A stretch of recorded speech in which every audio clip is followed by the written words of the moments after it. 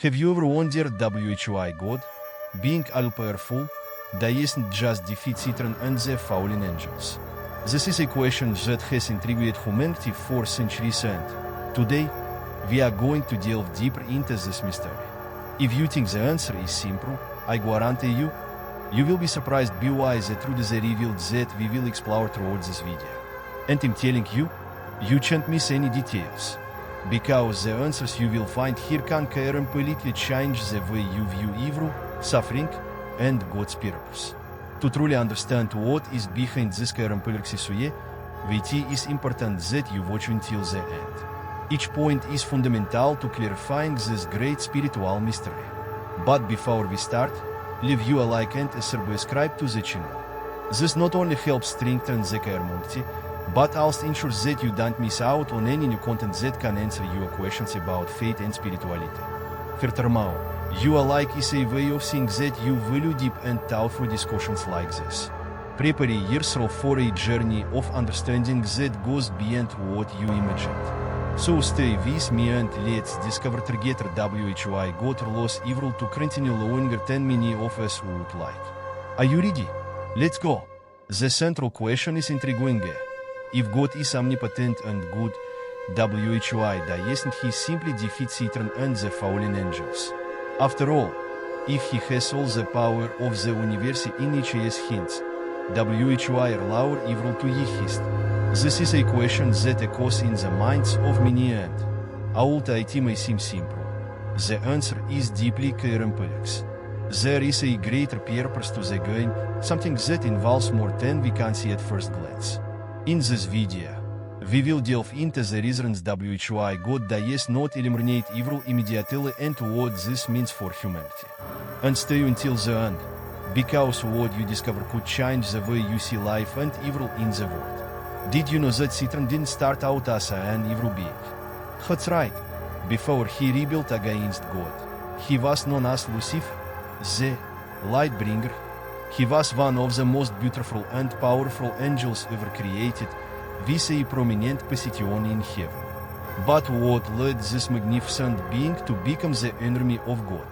The problem started with pride and ambition to be equal to the Creator. Satan, who think which is free will, chose to rebel. But what about the other angels who followed him? Were they deceived, or did they also make their own conscious decisions?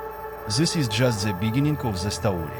Keep watching, because you're going to reveal how this rebellion began and what was really going on. Free will is a fascinating concept. God could have created beings who worshipped him without question, who always did what he wanted. But he chose to give both angels and humans the freedom of choice. And with this freedom came the risk of disobedience.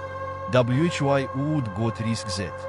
Simply because true love and obedience only have value when they are offered freely, without imposition.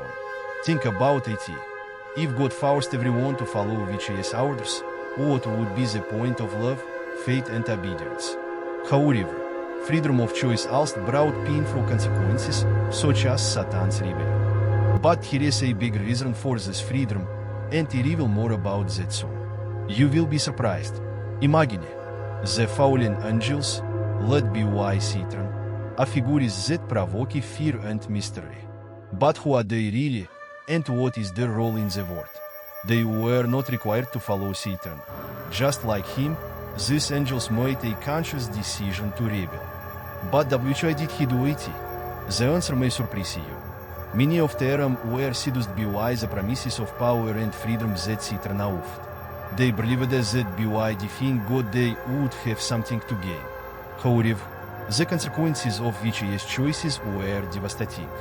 Today, these fallen angels play an active role in the fight against humanity, trying to turn us away from God. And you want to understand how this affects your personal life, so stay with me until the end, as I explain how this all connects to your everyday life. The question many ask is, if God is so powerful, why does he allow Satan and his followers to continue to exist? Is God waiting for something? The truth is that, in his wisdom, God sees far beyond what we can imagine. There is a divine purpose in allowing evil to continue, at least for a time.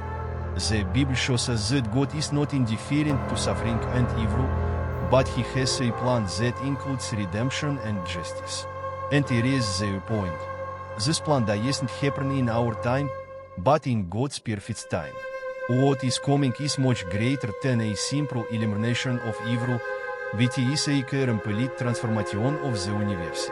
And to tell you more about this to come, so don't leave now. Satan has a peculiar role in scripture. He is the accuser. He tries to turn us away from God and makes us question our faith. But which does God allow him to continue to act? The answer lies in humanity's own story of redemption. Satan actually serves as a test of our faith and character. Their actions reveal both the weakness and spiritual strength we have. And God, in which He has infinite patience, uses even Satan's evil interests to bring about something good in the end. Did you know that? Yes, even evil can be used for the greater good. But that doesn't mean Satan will get away with it. Continue until the end and I explain to you, and it's like this just. God's patience is a theme that appears repeatedly in the Bible. God is slow to anger and quick to forgive. But which is He slow to act against Satan? There is a very special reason for this. God is waiting for the right moment, the moment when all justice will be done once and for all. And although it may seem like evil is winning, the truth is that God already has a plan to definitively defeat Satan. When will that moment be? The Bible gives us clues about the final judgment, when Satan will be defeated once and for all. If you want to know more about what will happen at this great event, stay tuned. Suffering is something that we all face at some point in our lives.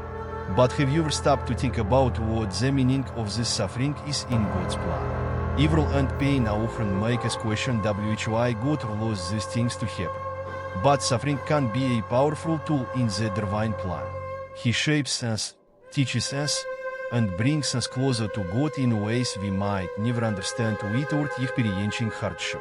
I'm not saying that suffering is good, but that God can turn it into something good. If you are willing to listen until the end, you will be shown how this is part of a larger plan of redemption. The perspective of modernity is something that challenges us to think beyond the present. As we sit here, trapped in time, it is difficult to understand why God allows Satan and the fallen angels to continue to exist. God's patience, however, is linked to a purpose that goes far beyond our immediate vision. What appears to be ideally to us is, in effect, part of a divine plan of redemption and justice that involves eternity. God is not just concerned with the here and now, but with an eternal purpose. When we look at things from this perspective, we realize that evil, however painful it may be, will not have the final say. God does not force good. He gives us freedom of choice, both ourselves and the angels. If God automatically eliminated evil whenever it arises, we would be living in a world where choice would not exist, and without choice, love and permanence would hold no real meaning. DT is this freedom, even with its risks, that makes human and angelic existence something unique and precious.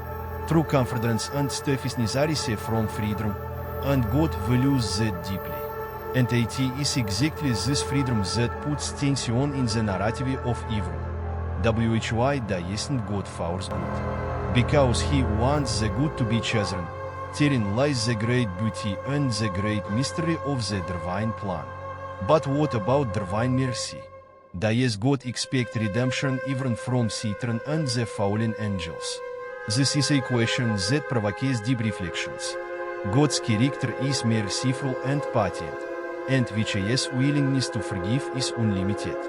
However, the scriptures make it clear that Satan and his followers made a definitive choice.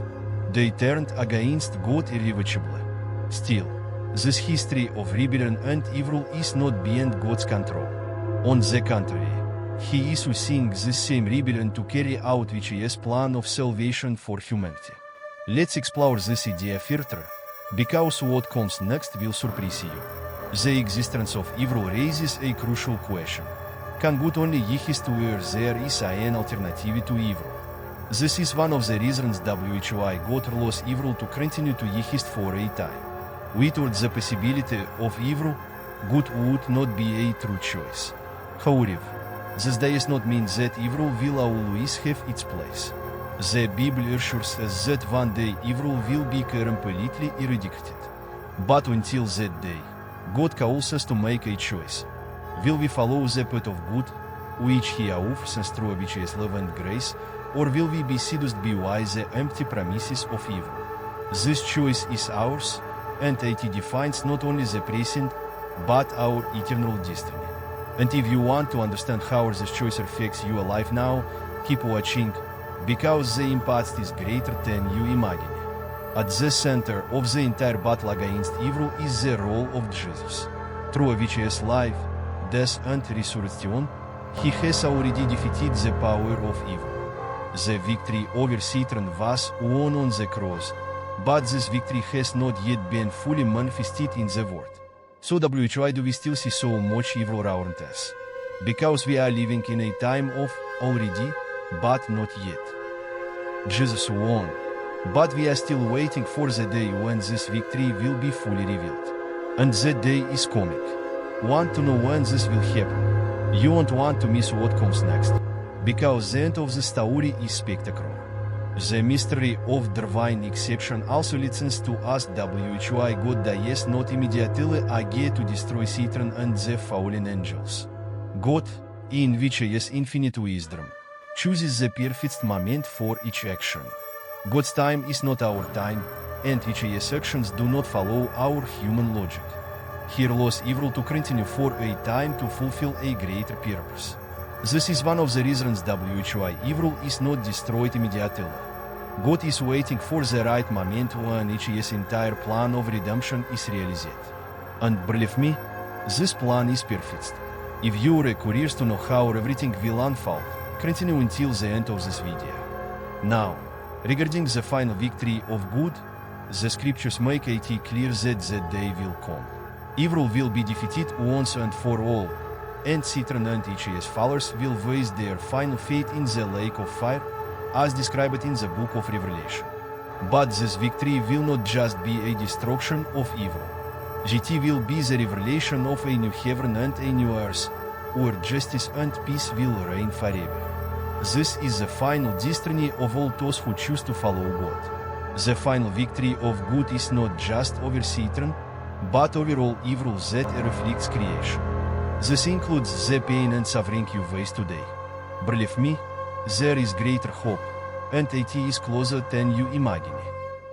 Why do some fallen angels not return to God? This is an intriguing question, and the answer is related to the gravity of your choices. Just like humanity, angels also have the ability to make choices that can lead to rebellion or obedience. However, unlike humans, angels have a much deeper understanding of who God is. When Satan and the fallen angels rebelled, their decision was final and irreversible. They did not fall by mistake, but by a conscious and deliberate choice. This is the reason why your covenant with God was irreparably broken. Want to know more about the impact of this choice? Stay tuned, as the revelation that comes next will tie up many loose ends in this narrative.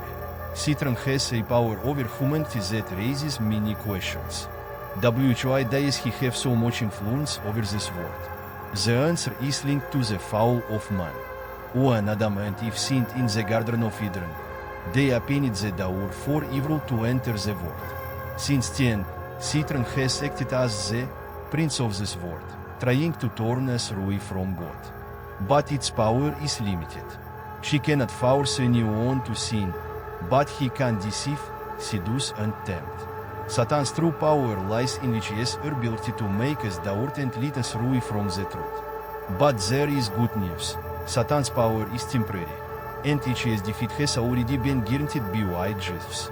If you want to understand how to resist these influences, stay with me until the end, because there is a powerful answer to this. The Christian hope is that one day all evil will be destroyed. That is God's promise, and that is what we trust. Evil will not have the final say. Final judgment is reserved for Satan and his fallen angels, and they will be destroyed forever. For followers of Christ, This is a reason for great hope, because we know that, despite the difficulties and suffering presented, good will triumph in the end. The definitive destruction of evil will be an event that will renewal of creation. Do you want to understand how this destruction will happen and what it means for you? Don't worry, because I still show you the details of this epic moment. Looking at everything we discussed, there is an important lesson we can take away from the story. God lost evil for a time, but he has control over everything. Evil is not the end of the story, it's just a chapter. In the end, justice will be served and evil will be eradicated once and for all. Meanwhile, we are called to resist evil, to make choices that bring us closer to God, and to trust in His promise of ultimate victory. What can we learn from all this? That evil, however devastating it may be, has no power over those who infuse it with God.